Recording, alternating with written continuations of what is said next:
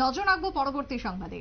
রাজ্যে ভয়াবহ বন্যায় এখনো পর্যন্ত মানুষ ক্ষতিগ্রস্ত। এখনো পর্যন্ত জল নামলেও কাদা পরিষ্কার করতে রীতিমতো হিমশিম অবস্থা।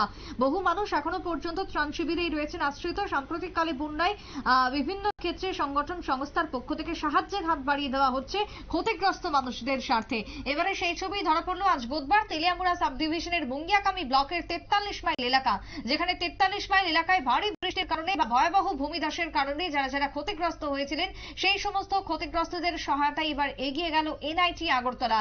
1998 ব্যাচের যে সমস্ত ছাত্ররা রয়েছেন তাদের সংগঠনের পক্ষ থেকে আজকের বিশেষ করে ওয়েলফেয়ার সোসাইটির ক্ষতিগ্রস্তদের সহায়তায় তারা এগিয়ে যায়। জেলা প্রশাসনের সহায়তায়, যার মধ্যে রয়েছেন যারা ডিএম এবং DM Khowai, SDM Teliamura, BDO মুঙ্গিয়াকামির যারা আন্ডারে রয়েছেন সেই সমস্ত প্রায় 50 পরিবারের কে সাহায্যের হাত বাড়িয়ে দিয়েছেন এনআইটি আগরতলা। কি বক্তব্য উঠে এসেছে পড়ুয়াদের পক্ষ থেকে, শুনুন। এখানে যারা উপস্থিত আছেন আমাদের মাননীয় মহকুমা শাসক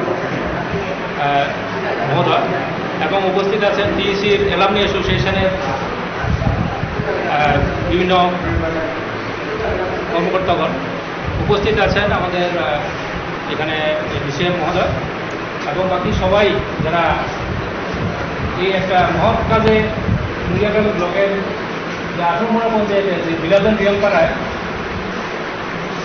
যে রিলিফ ক্যাম্পে উপস্থিত হয়েছেন। আমি আপনাদের সবাইকে মুঙ্গিয়াকামি ব্লকের তরফ থেকে আন্তরিক অভিনন্দন এবং স্বাগত জানাচ্ছি।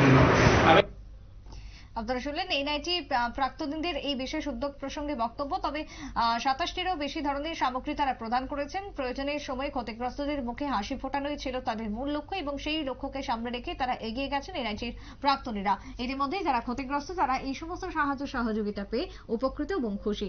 ছোট্ট বিরতির পর ফিরে আসবো, সঙ্গে থাকুন।